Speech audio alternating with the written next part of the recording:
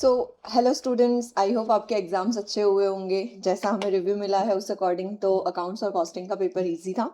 But let just सी क्या answers बन सकते हैं। सो द एक्सपेक्टेड आंसर्स एक बार हम चेक कर लेते हैं। स्टार्ट कर रहे हैं फर्स्ट क्वेश्चन से। So dash is an activity which is concern with recording classifying financial data related to the business operation in order of its occurrence. अब यहाँ पे ना एक इंपॉर्टेंट चीज ये थी नोट करने जैसी कि आपको बोला था the activity which is concerned with recording and classifying only।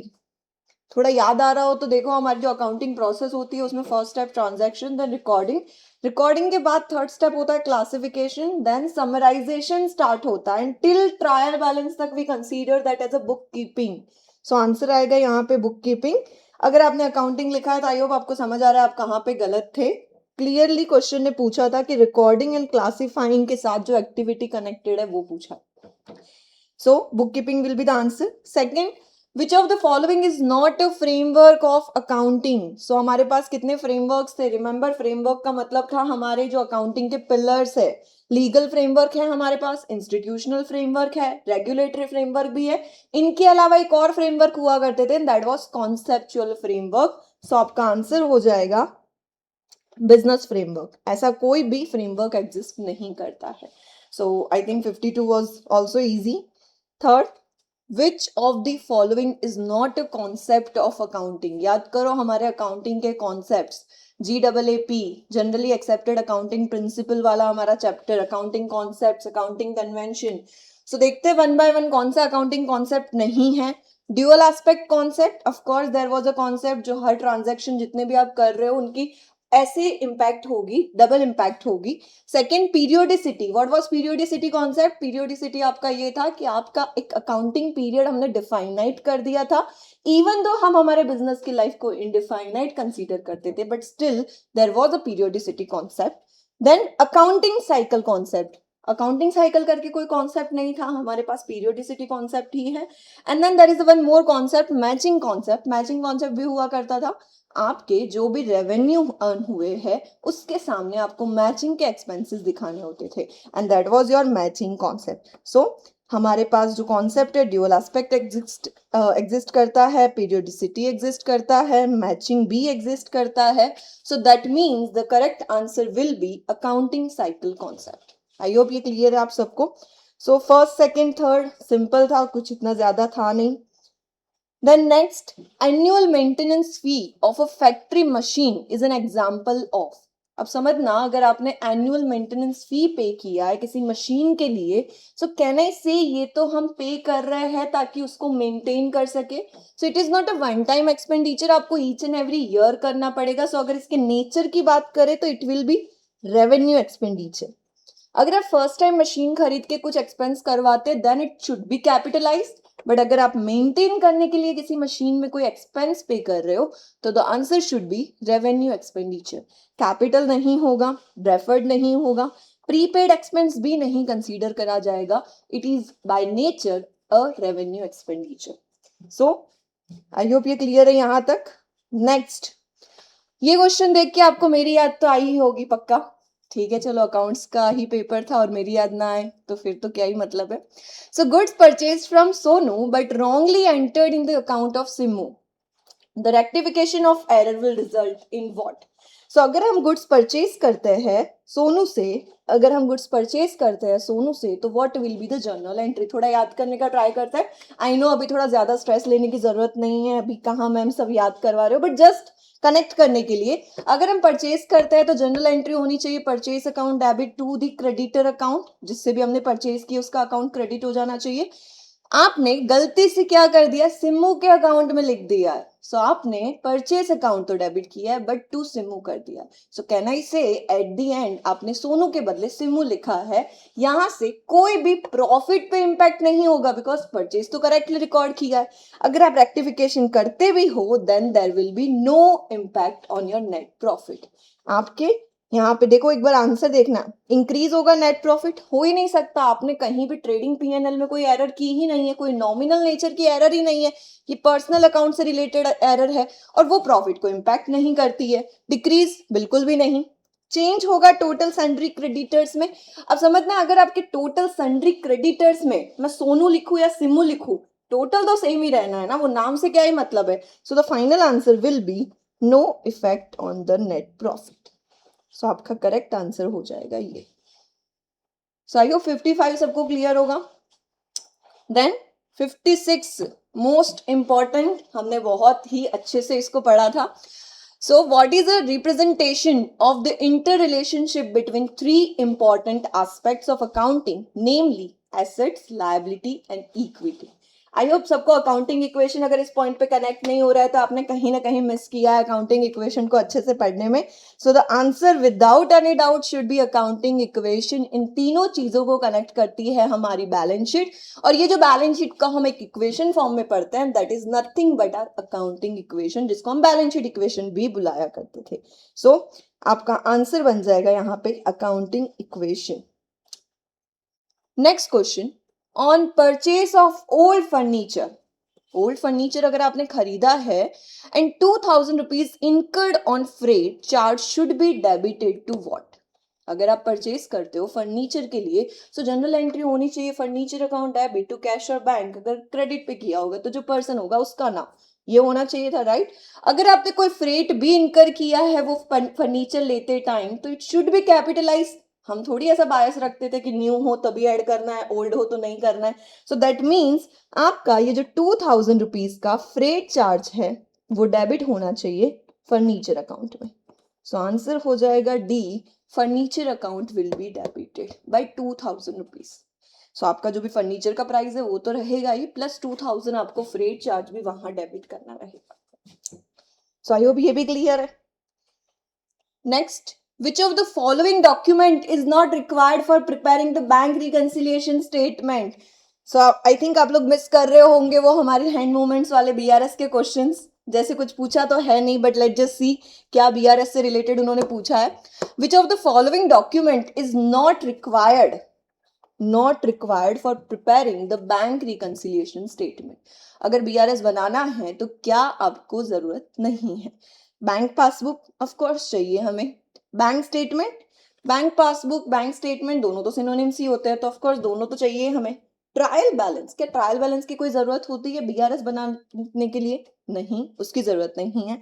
Cash book, of course cash book चाहिए। कंपेयर कहां से करेंगे हम? कैश बुक और बैंक बुक, इन दोनों का ही तो रिकंसिलिएशन करते थे। So the answer will be trial balance. So आपका करेक्ट आंसर हो जाएगा, जिसकी रिक्वायरमेंट नहीं होती है while preparing BRS, that is nothing but a trial balance. Okay चलो याद करते हैं हमारे गोल्डन अकाउंटिंग रूल्स, उससे ही कनेक्टेड यहाँ पे कुछ क्वेश्चन आपको पूछा है। विच of the following is not correct? Let just read. First, debit the receiver, credit the giver.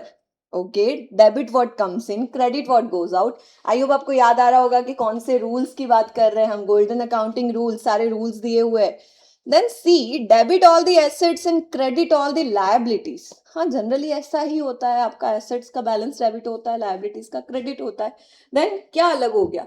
D, debit all the incomes and credit all the expenses. ये तो गलत हो गया ना, हम डेबिट क्या करते हैं? एक्सपेंसेस, एंड क्रेडिट क्या करते हैं? इनकम। दैट मीन्स ये आपका नॉट करेक्ट जो पूछा था वो बन जाएगा आंसर डी। सो इसका आंसर हो गया D, debit all the incomes and credit all the expenses. I hope clear है। 59, purchase book record the transaction related to what? हमारी सब्सिडरी बुक्स की बात कर रहे हैं जो हम रिकॉर्डिंग के स्टेप पे करते हैं।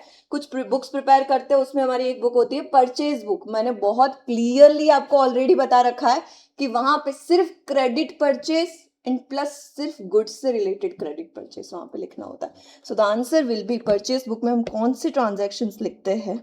सो credit purchase of goods only. ये ओनली पे भी हमने ऑलरेडी फोकस कर रखा है। आई होप आप कनेक्ट कर पा रहे होंगे कि परचेज बुक में सिर्फ क्रेडिट परचेज ऑफ गुड्स लिखा जाता है। अगर आपने क्रेडिट में मशीन खरीदी है तो वो जर्नल प्रॉपर में लिखी जाती है, यहाँ पे नहीं। वैसा ही कुछ क्वेश्चन आपको नेक्स्ट मिलेगा। Equipment sold on credit basis, अगर क्रेडिट में आपने इक्विपमेंट सेल किया है to mister Arora, should be recorded in what? क्या सेल्स बुक में लिखना है?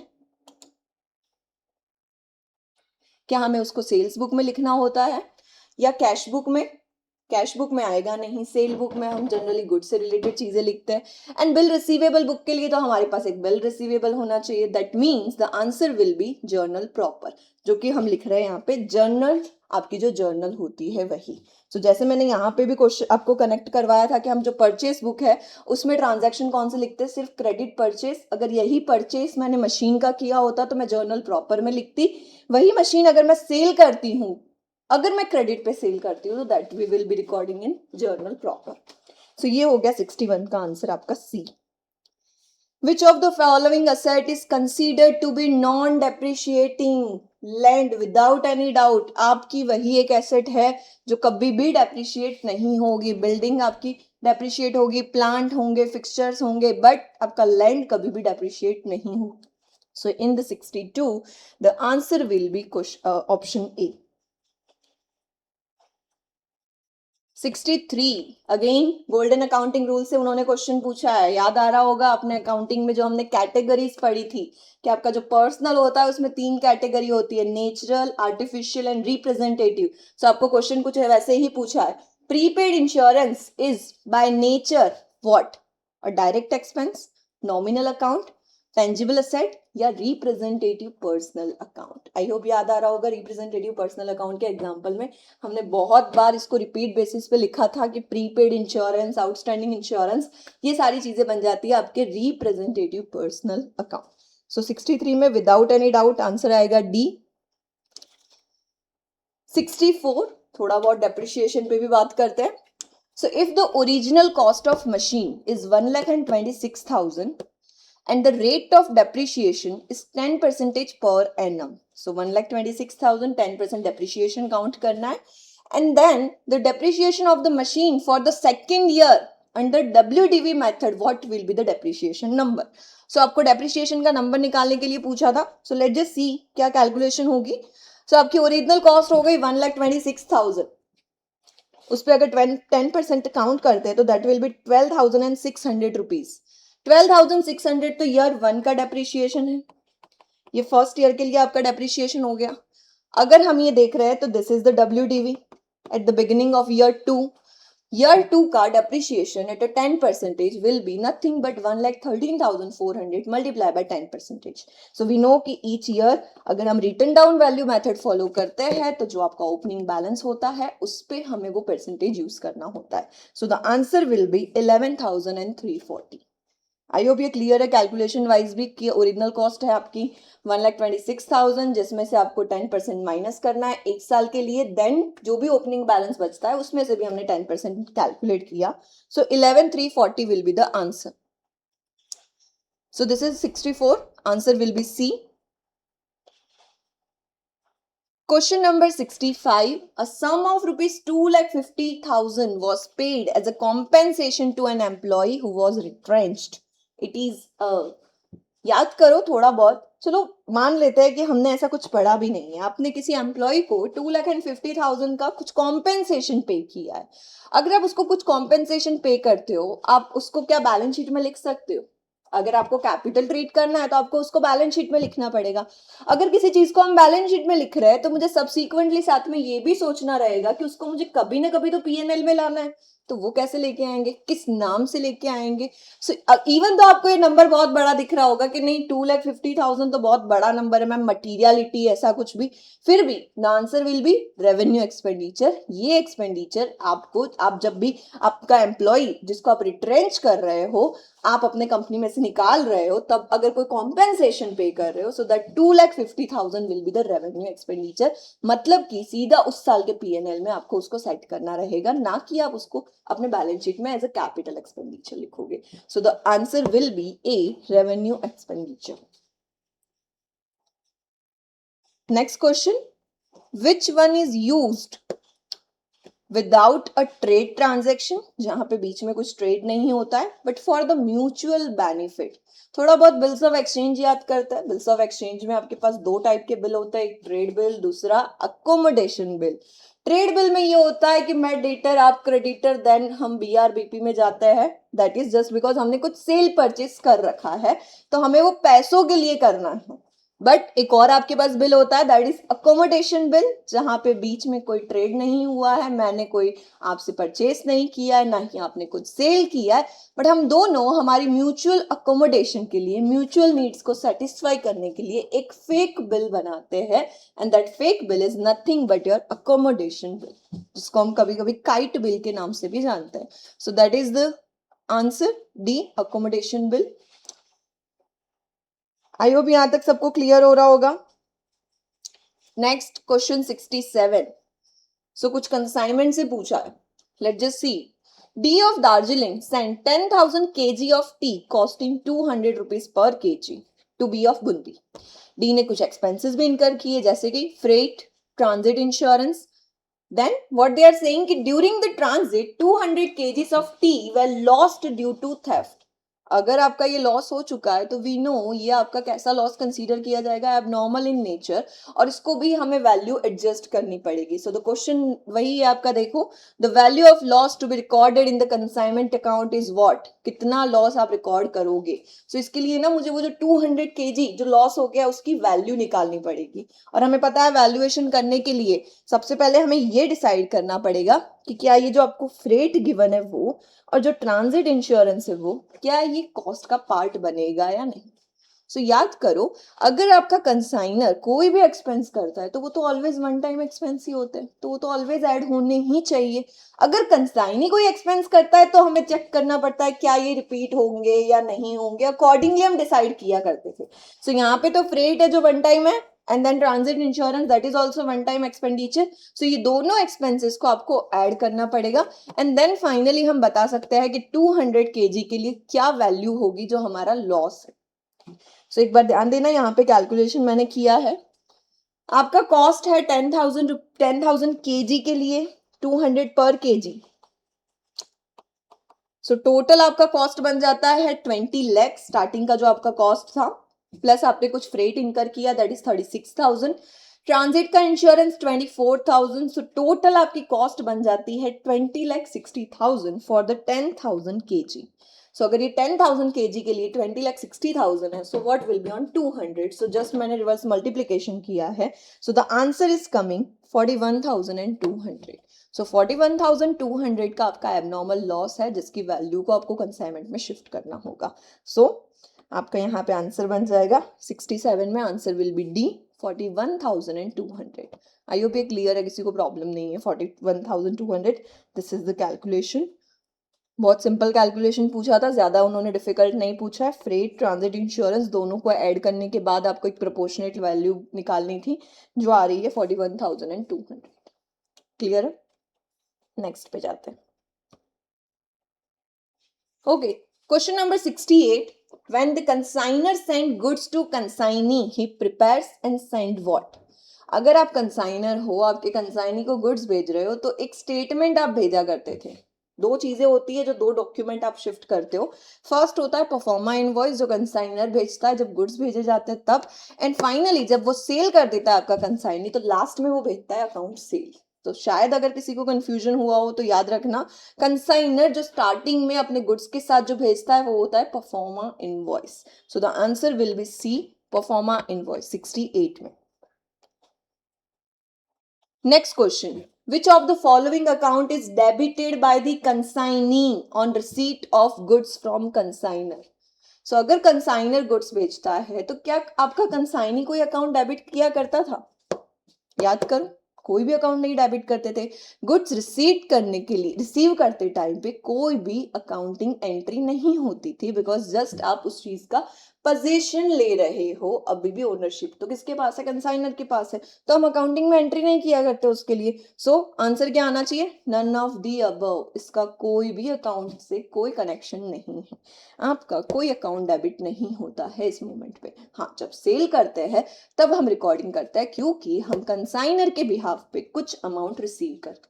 अगर हम कुछ अमाउंट रिसीव कर रहे हैं तो आई नो कि फ्यूचर में वो जो शिफ्ट भी करना रहेगा आगे जाके, सो इसलिए हम उसके लिए अकाउंटिंग करते हैं. बट अभी सिर्फ जब गुड्स रिसीव कर रहे हैं उस टाइम पे कोई अकाउंटिंग एंट्री पास नहीं होती है, सो कोई भी अकाउंट डेबिट नहीं होगा. ओके, लेट जस्ट सी क्या पूछा है आपको जॉइंट वेंचर से.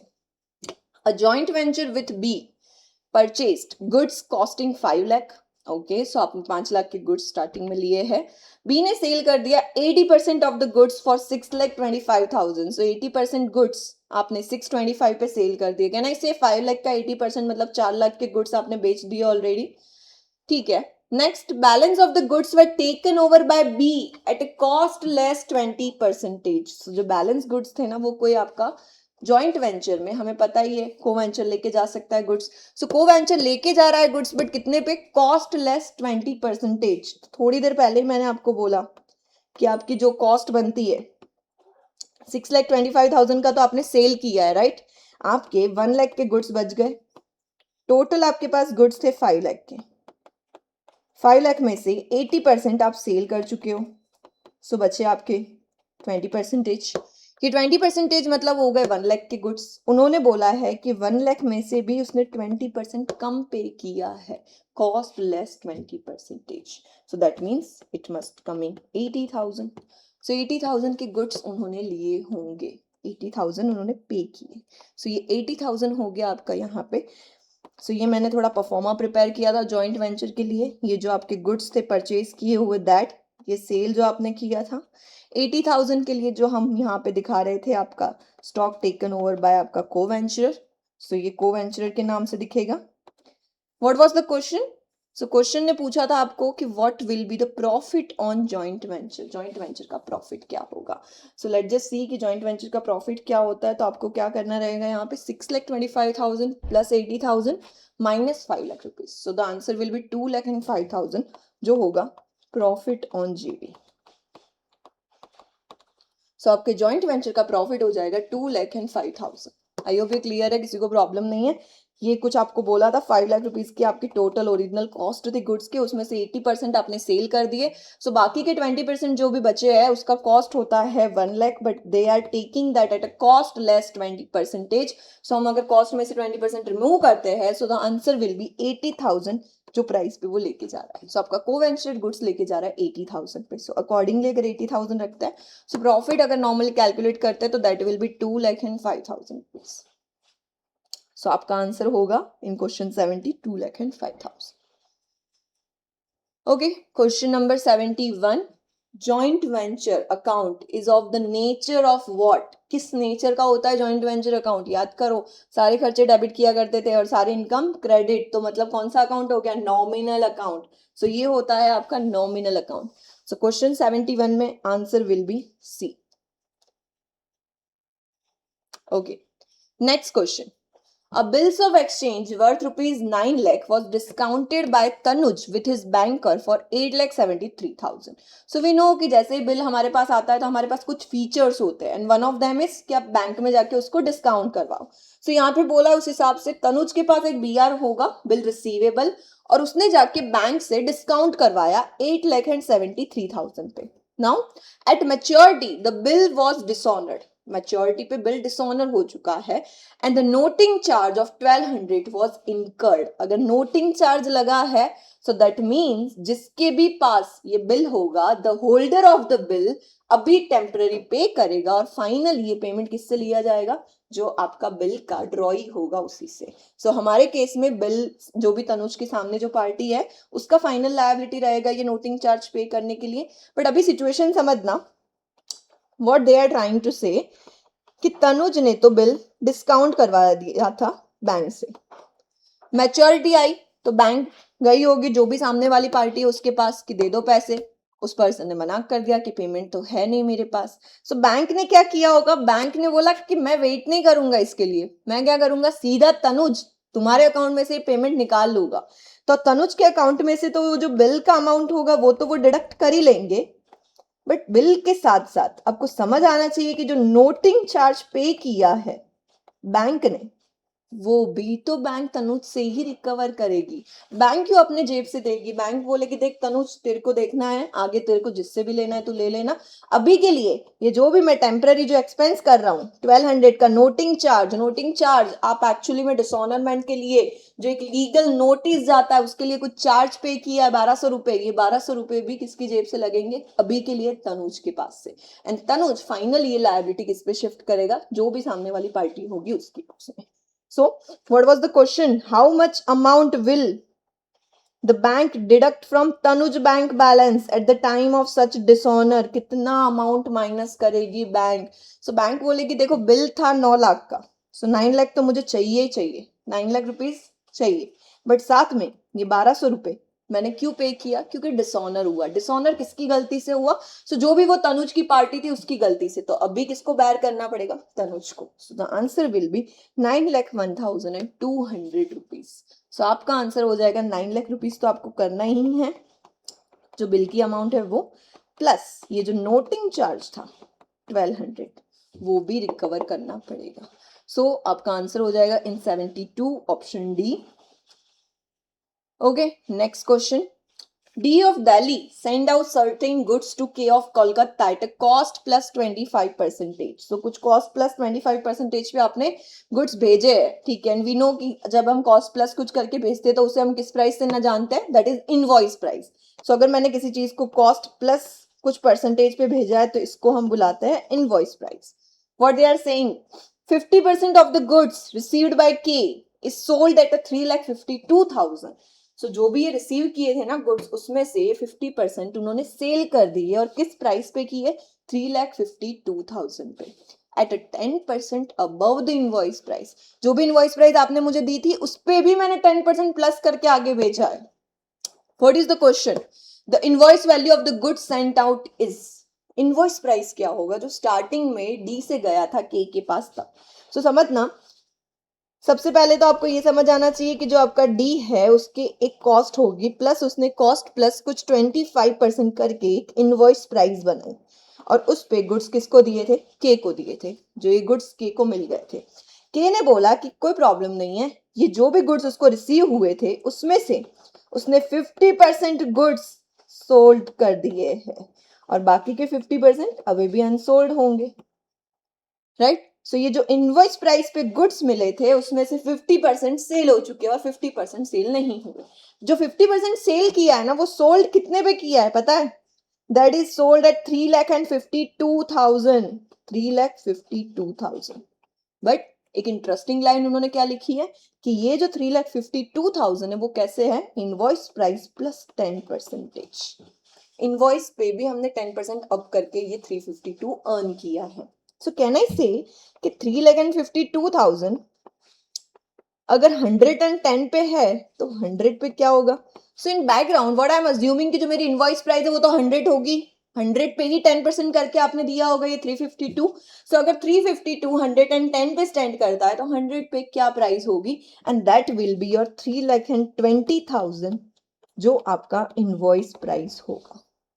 3,20,000 इनवॉइस प्राइस, बट ध्यान से इतने गुड्स के लिए 50% के लिए ही।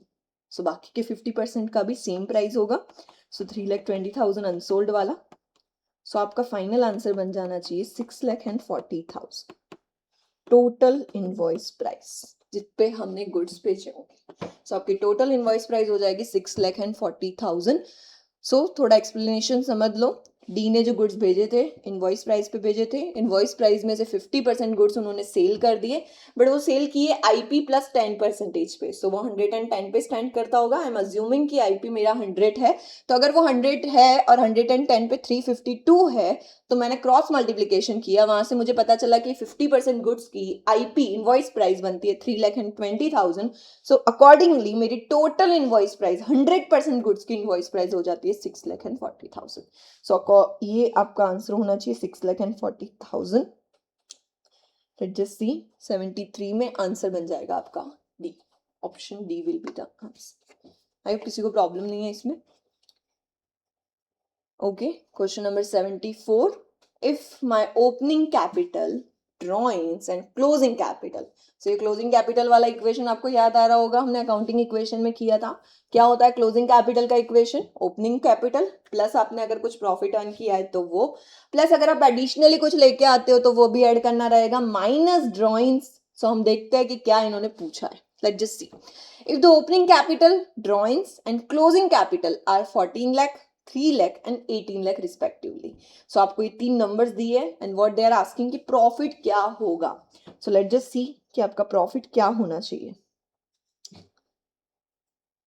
सो दे आर सेइंग कि आपकी क्लोजिंग कैपिटल है 18 lakh rupees, opening capital given है 14 लाख एंड आपकी ड्रॉइंग्स है 3 lakh, right. So can I say हमारे फॉर्मूला के हिसाब से क्लोजिंग कैपिटल प्लस मुझे ड्रॉइंग्स करना पड़ेगा and minus opening capital, then I will get the profit number. I hope ये कनेक्ट कर पा रहे होंगे। मैंने थोड़ा अलग वे से लिखा है। जनरली फॉर्मूला हमारा होता है closing capital is equal to opening capital plus आपका profit and minus drawings, but मैं उसको रिवर्स साइड पे लिख के आई, तो मैंने कुछ इक्वेशन को ऐसे लिखा है। सो क्लोजिंग कैपिटल है 18 लाख प्लस आपको ड्रॉइंग्स गिवन है 3 lakh and minus 14 lakh, so you will get a profit of rupees 7 lakh. So ये हो जाएगा आपका correct answer, 7 lakh will be the profit.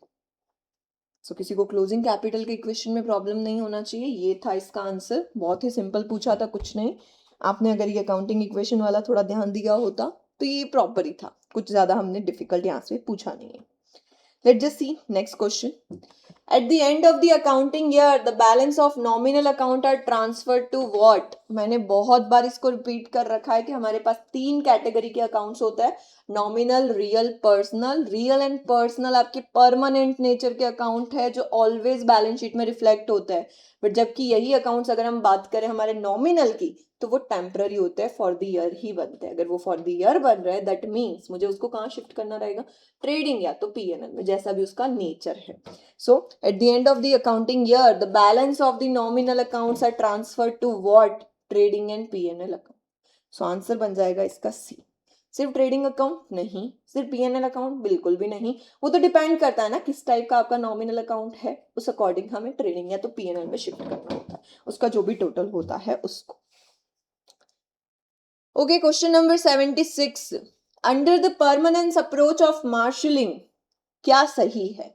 So permanence approach अगर थोड़ा वापस से आपको कनेक्ट करवाऊं तो क्या होता है, परमानेंस अप्रोच ये होता है कि आपको है ना देखना रहेगा आपकी जो बैलेंस शीट होती है उसमें जिसका नेचर परमानेंट हो, जो मोस्ट लाइकली हो कि मैं ज्यादा टाइम तक होल्ड करके रखूंगी, मैं उसको ऑलवेज ऊपर दिखाती हूँ एंड अकॉर्डिंगली हम डिसाइड करते हैं कि कौन सबसे पहले किसको सबसे पहले दिखाना है एंड बाद में किसको दिखाना है। तो आपने थोड़ा फोकस किया हो तो हमारी बैलेंस शीट का नेचर भी तो कुछ ऐसा ही है। बैलेंस शीट में हम यही फॉलो करते हैं, परमानेंस अप्रोच ही तो होता है। आप अपनी फिक्स्ड असेट पहले दिखाते हो एंड करंट असेट उसके बाद में दिखाते हो, क्योंकि करंट असेट ज्यादा टाइम के लिए हमारे पास नहीं होती, बट जो फिक्स्ड असेट होती है वो तो हमारे लिए परमानेंट नेचर की होती है, मतलब कि ग्रेटर देन 1 अकाउंटिंग पीरियड के लिए कंसीडर करते हैं हम। सो वो ज्यादा टाइम के लिए होती है ना, तो हम फिक्स्ड असेट को पहले दिखाते हैं करंट असेट से।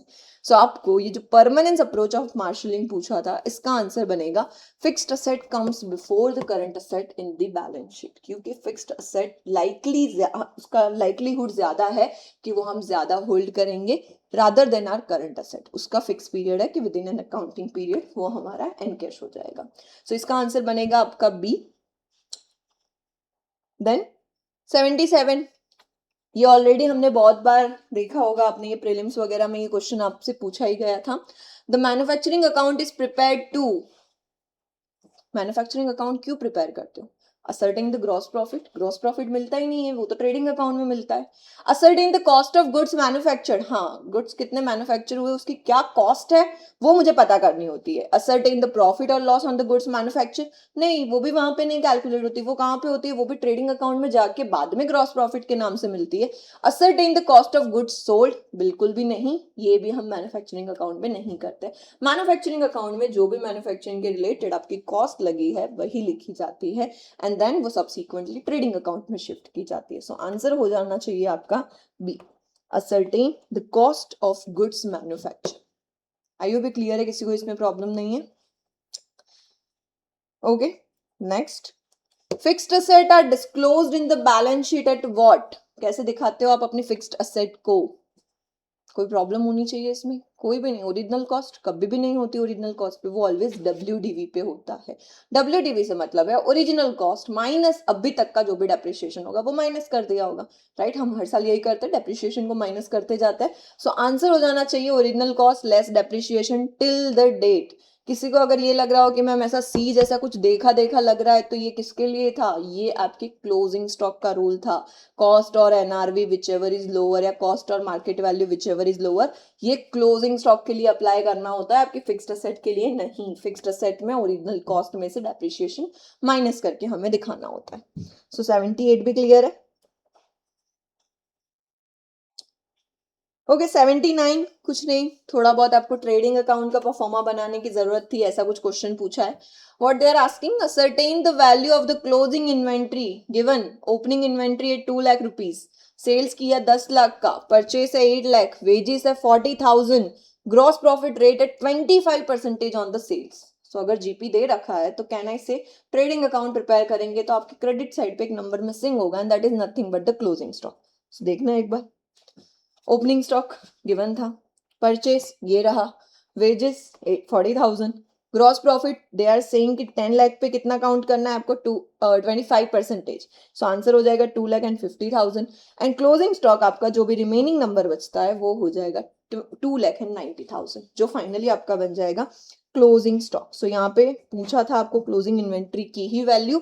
ओपनिंग इन्वेंट्री 2 लाख की थी, sales purchase wages GP rate दे रखा था। सो अकॉर्डिंगली बहुत इजीली आप कैलकुलेट कर पाओगे, 2,90,000 आई होप कर पाए होंगे। सो 79 का आंसर बनेगा आपका बी। क्लियर है। Next question number 80, which of the following is not a component of financial statement of a sole proprietorship. So ये भी बहुत इजी क्वेश्चन पूछ लिया है कि सोल प्रोप्राइटरशिप में फाइनल अकाउंट में कौन सी चीजें काउंट नहीं होती है। सो देखना क्या बोला है, पीएनएल, पीएनएल तो बनाना ही पड़ेगा ना आपको। बैलेंस शीट ऑफ कोर्स वो भी बनेगी, इवन तो आप सोल प्रोप्राइटरशिप में हो। Balance sheet, trading account, PNL account, ये सारी चीजें तो मस्ट है। तो क्या नहीं बनता है? Receipt and payment account. वो कहाँ बनता है? वो बनता है आपके एनपीओ में, नॉट फॉर प्रॉफिट ऑर्गेनाइजेशन के फाइनल अकाउंट्स में रिसीट, पेमेंट, इनकम एक्सपेंडिचर और बैलेंस शीट बनती थी। सो इसका आंसर हो जाएगा डी, विच आपके फाइनल अकाउंट्स में पार्ट में कंसीडर नहीं किया जाता है आपका receipt and payment account. Okay, question number 81, legacy receipt by a non profit organisation is treated as what. अगर लेगेसी मिली है तो of course it is a kind of donation, but बहुत बड़ा नंबर होता है तभी हम उसको लेगेसी बुलाते हैं। सो अगर आपको लेगेसी रिसीव हुआ है तो वो ऑलवेज कैपिटल रिसीट ही रहेगा, वो आपको बैलेंस शीट में दिखाना पड़ेगा, रेवेन्यू रिसीट नहीं होगा। So the answer will be capital receipt, not revenue receipt. So legacy का नेचर कैपिटल ही होता है always. Capital fund of a not profit organisation is also known as, अब कैपिटल फंड लिखा करते थे बैलेंस शीट में, याद करो थोड़ा वो कैपिटल फंड को कभी कभी हमें ना अक्यूमुलेटेड फंड के नाम से भी जानते थे। सो बस आपको वही क्वेश्चन में पूछा है कि capital fund of a non profit organisation is also known as equity. नहीं, इक्विटी तो तब होती है जब शेयर होल्डर्स होते हैं, और यहाँ पे तो शेयर होल्डर्स होते ही नहीं है, यहाँ पे तो मेंबर्स होते हैं। फाइनेंस रिजर्व, ऐसा तो कोई टर्म ही नहीं आता है बैलेंस शीट में। कैश फंड बिल्कुल भी नहीं, it is your accumulated fund, जहां पे हम सारे एंट्रेंस फीस, कैपिटलाइज जो भी चीजें करनी होती है उसको ऐड ऑन करके दिखाते हैं। सो ये एक्यूमुलेटेड फंड ही आपका कैपिटल फंड है और कुछ भी नहीं। सो क्वेश्चन 82 का आंसर बन जाएगा आपका option B. Okay, so I hope ये वाला भी थोड़ा आपको याद आया होगा। हमने लास्ट में जो डाउट सेशन किया था वहां पे मैंने आपको ये क्लियर करवाया था कि अगर आपको सब्सक्रिप्शन के लिए एक से ज्यादा नंबर्स गिवन है तो बेटर है कि आप सब्सक्रिप्शन अकाउंट प्रिपेयर कर लो और वहां से कैलकुलेट करो, तो आपको इजीली नंबर मिल जाएगा कि कौन सा नंबर आपको किसके लिए यूज करना है। सो मैंने वैसे ही कुछ यहाँ पे फॉर्मेट ऑलरेडी बना रखा है। Let just read the question first. The books of Ganga welfare trust show the subscription received during the year was 1,11,250. So पूरे साल का इतना आपको मिला है। Advance subscription on 25/31/3/25 इतना आपको कुछ advance subscription मिला है 15,000. And if the subscription outstanding on the last date was 11,250, then the subscription to be credited in income and expenditure will be what? So आपको calculate करना है number. सो ऑलरेडी आंसर यहाँ पे है, but let just prepare the pro forma तो थोड़ा याद आए आपको। सो अगर आप सब्सक्रिप्शन जो आपकी इनकम है अगर वो रिसीव करते हो तो रिसीट एंड पेमेंट में डेबिट होनी चाहिए. सो कैन आई से रिसीट और पेमेंट में डेबिट होगी, दैट मीन्स आपके सब्सक्रिप्शन अकाउंट में क्रेडिट होनी चाहिए. सो सब्सक्रिप्शन अकाउंट में रिसीट पेमेंट वाला क्रेडिट हो जाएगा. अगर इनकम एक्सपेंडिचर की बात करें तो इनकम एक्सपेंडिचर अक्रूवल बेसिस पे बनता है. तो इनकम एक्सपेंडिचर में अगर मैं उसको क्रेडिट साइड पे दिखाती हूँ because it is my income, तो यहाँ पे मुझे इसको कहाँ दिखाना पड़ेगा, डेबिट साइड पे, राइट. अगर सब्सक्रिप्शन आपको एडवांस में मिल जाता है तो दैट इज योर लायबिलिटी. सो इसलिए हम ओपनिंग एडवांस को लायबिलिटी बताते हैं, इसलिए क्रेडिट साइड पे लिखते हैं. ओपनिंग आपका जो आउटस्टैंडिंग होता है वो हमारी एसेट होता है, इसलिए हम उसको डेबिट पे लिखते हैं. अगर ओपनिंग यहाँ पे लिखी है तो इनके ही क्लोजिंग को हम रिवर्स साइड पे लिखा करते थे. सो ये क्लोजिंग एडवांस और ये हो गया closing outstanding. Now let just सी कि क्या नंबर्स उन्होंने दिए हैं और हम लिखते जाते हैं फटाफट से. सो दे आर सेइंग कि 1,12,250 हमें पूरे साल का रिसीव हुआ है. तो रिसीव जो होता है वो कहाँ लिखना होता है, 1,11,250 रिसीट एंड पेमेंट में. ये रिसीट एंड पेमेंट में गिवन है. देन कुछ आपको क्लोजिंग दे रखे थे बैलेंसेस, ध्यान देना ये क्लोजिंग बैलेंस है. 24-25 चल रहा था. सो 2025 का जो बैलेंस गिवन है that is closing. So 15,000 and 11,250. सो 15,000 और 11,250 आपको देना है. पर ध्यान दो ये एडवांस है और ये आउटस्टैंडिंग है. सो एडवांस में आ जाएगा आपका 15,000 क्लोजिंग एडवांस और आपका क्लोजिंग आउटस्टैंडिंग गिवन है 11,250. सो पॉसिबल है, ओपनिंग कुछ है ही नहीं, ठीक है, कोई प्रॉब्लम नहीं है. सो आप कैलकुलेट कर सकते हो कि इनकम और एक्सपेंडिचर में क्या नंबर आएगा. सो the answer will B, income expenditure में कुछ आ रहा है 1,07,500. मैंने ऑलरेडी कैलकुलेट कर रखा है. सो 1,07,500 आपका आंसर बनता है इनकम एंड एक्सपेंडिचर अकाउंट में, जो कि क्रेडिट करना होगा सब्सक्रिप्शन अकाउंट में डेबिट होता है. सो ये आंसर हो जाएगा 1,07,500. ये भी बहुत इजी पूछा था, कुछ भी इसमें था नहीं. हाँ, अगर आप इसके लिए कंफ्यूज हुए तो आप सोचो कि 3 नंबर तो कभी मिसिंग हो ही नहीं सकते ना, आपको जो पूछा है वही मिसिंग है. तो ओपनिंग बैलेंसेस तो ऑलवेज आपके 0 ही होंगे. Okay, next, which of the following items are shown in the income and expenditure account. Again NPO से क्वेश्चन पूछा है. आप इनकम एक्सपेंडिचर अकाउंट में कौन सी चीजें दिखाते थे. अब थोड़ा ना याद करते हैं. हम एनपीओ में सबसे पहले बनाते हैं receipt and payment account. Receipt and payment account है ना, कैश बेसिस पे काम करता है. वो नहीं देखता है कि रेवेन्यू है कैपिटल है, वो बोलता है कैश बेसिस पे काम करूंगा. आपका debit what comes in, credit what goes out. अगर कुछ भी मिलता है तो डेबिट करो, कुछ भी जाता है तो क्रेडिट करो, किसी भी नेचर का क्यों ना हो. सो ये होता है कैश बेसिस. देन आते हैं हमारे नेक्स्ट अकाउंट पे, that is income and expenditure account. अगर कोई चीज इनकम एक्सपेंडिचर में अकाउंट में जानी है तो वो वही चीज जाएगी जो रेवेन्यू होगी नेचर में, क्योंकि इनकम एक्सपेंडिचर आपका काइंड ऑफ पीएनएल है. पीएनएल में हम फॉर द ईयर की चीजें ही लिखते हैं, राइट. सो कहना इसे रेवेन्यू चीजें ही लिखी जाएगी, कैपिटल को नहीं लिखना होता है. सो वैसा ही कुछ आपको क्वेश्चन में भी पूछा था, which of the following items are shown in the income and expenditure account. क्या होगा, answer will be D, only items of revenue nature pertaining to the period of account. जिस साल का बना रहे हो ना उसी साल का रेवेन्यू आइटम दिखाना है. ऐसा नहीं कि नेक्स्ट ईयर का एडवांस पे कर दिया तो वो भी दिखाना है, नहीं, वो हम माइनस किया करते थे. सो याद देखना किसी ने ना सी में और डी में कंफ्यूजन ना हो. कैपिटल और रेवेन्यू ये तो बिल्कुल भी नहीं आएगा. कैपिटल नेचर बिल्कुल भी नहीं आएगा. Only item of revenue nature which are received during the period of accounts. Received पे तो हम फोकस ही नहीं करते. We will be focusing on what, accrual basis. Accrual कहता है रिसीव ना भी हुआ हो तो भी अगर करंट पीरियड का है तो लिखना तो पड़ेगा ही. So answer will be only items of revenue nature pertaining to the period of account. So ये आपका हो जाएगा इसका answer D. Question number 85, which of the following true regarding receipt and payment account. So देखो थोड़ी देर पहले income expenditure पूछा, अब रिसीट एंड पेमेंट के लिए पूछ रहे हैं. तो हमने यही रिवाइज किया अभी. It is a nominal account by nature, बिल्कुल भी नहीं, नॉमिनल तो होता ही नहीं है. It consist transaction of revenue nature only, नहीं, मैंने थोड़ी देर पहले ही बोला रेवेन्यू का होता ही नहीं. ये रेवेन्यू प्लस कैपिटल दोनों के लिए होता है क्योंकि ये कैश बुक जैसा दिखता है. So answer will B, it is a summary of your cash book. Summary है कैश बुक का और कुछ भी नहीं है. सो अकाउंटिंग में और कोई प्रॉब्लम, आई होप सबको समझ आया होगा अकाउंटिंग के रिलेटेड जितने भी क्वेश्चंस हमसे पूछे थे वो. So now let just start with costing. आपके कॉस्टिंग के भी कुछ क्वेश्चंस पूछ रखे हैं, हम वहां से स्टार्ट कर रहे हैं अभी. So first, costs are often measured in terms of a product, a service to a hotel guest or a sales territory. These are known as what? So याद करो, इन्हें हम बुलाया करते थे कॉस्ट यूनिट.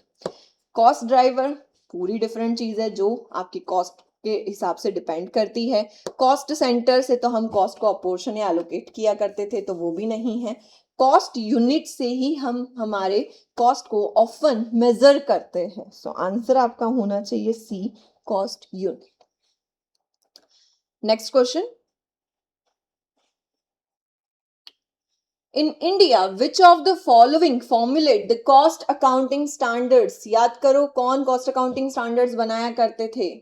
क्या institute of cost accountants of India, cost accounting standard board, institute of chartered accountant of India या council of cost accounting standard? So answer है cost accounting standard board, CASB. CASB ही आपके cost accounting standards prepare करते हैं. I agree कि institute of cost accountants of India के ही लोग होते हैं जो ये CASB में होते हैं, जो गवर्नमेंट के साथ मिलके एक्चुअली में आपके कॉस्ट अकाउंटिंग स्टैंडर्ड्स बनाते हैं. सो आंसर आना चाहिए B.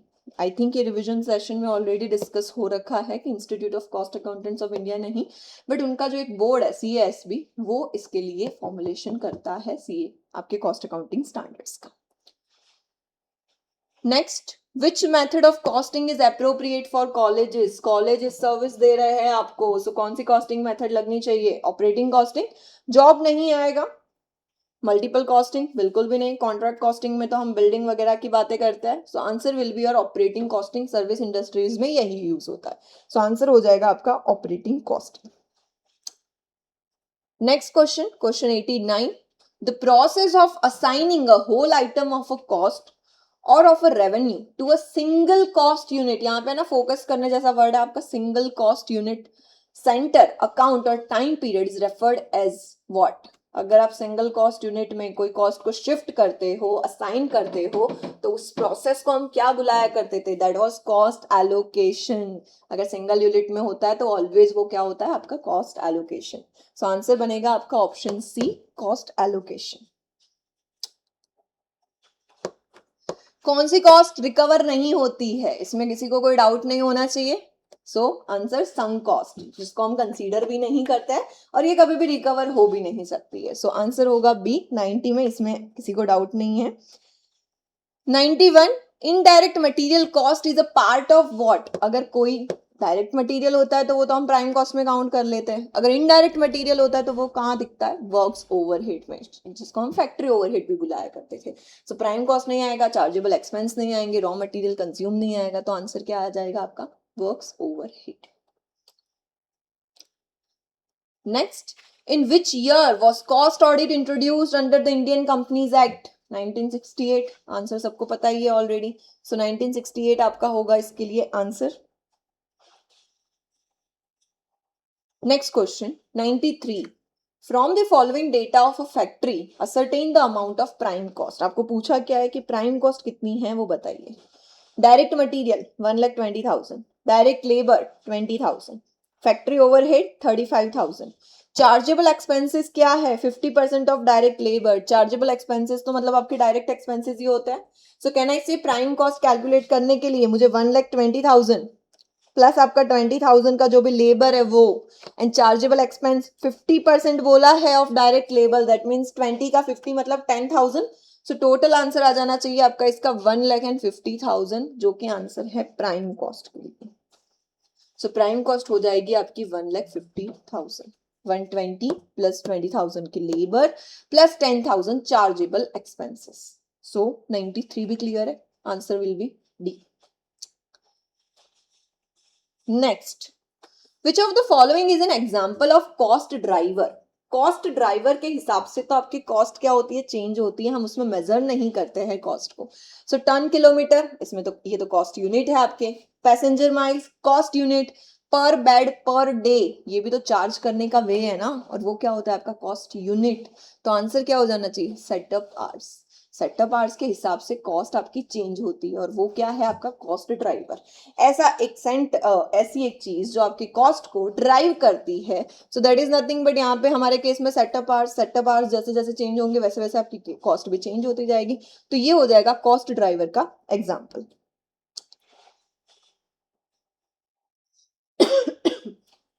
Question 95, which of the following is the classification of cost by nature of production or operation process? So nature of production के हिसाब से या operation process के हिसाब से क्या आपके types है cost के? So देखना, जॉब कॉस्ट, यस वो नेचर के हिसाब से होता है, batch cost, contract cost, process cost, joint cost, ये सारी चीजें नेचर ऑफ प्रोडक्शन के हिसाब से तो होती है। आप जैसे ऑपरेट करते हो, जैसे प्रोडक्शन करते हो, उसी हिसाब से तो आप ये कॉस्ट को क्लासीफाई करते हो। सो आंसर कोई भी डाउट के बिना आपका हो जाना चाहिए, job cost, batch cost, contract cost, process and joint cost. So simple. Question 96, identify the correct sequence of cost appearing in the cost sheet drafted under the absorption costing technique। आपकी जो cost sheet में जो format होता है उसको आपको थोड़ा याद करने की जरूरत थी इस क्वेश्चन के लिए।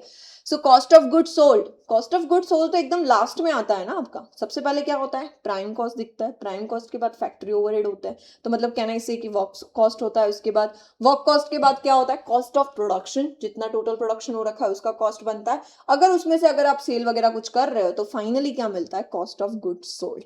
सो सीक्वेंस होना चाहिए, सबसे पहले आना चाहिए आपका प्राइम कॉस्ट, सो ये first, then work cost, then cost of production and cost of goods sold. So ये हो जाएगा आंसर डी। आपको सीक्वेंस ही पूछा था और कुछ भी नहीं। क्लियर? ओके, देन आ जाते हैं क्वेश्चन नंबर 97 पे। Determine the amount of purchase of raw material from the given particulars. क्या परचेस होगा रॉ मटेरियल का, आपको वो पूछा है।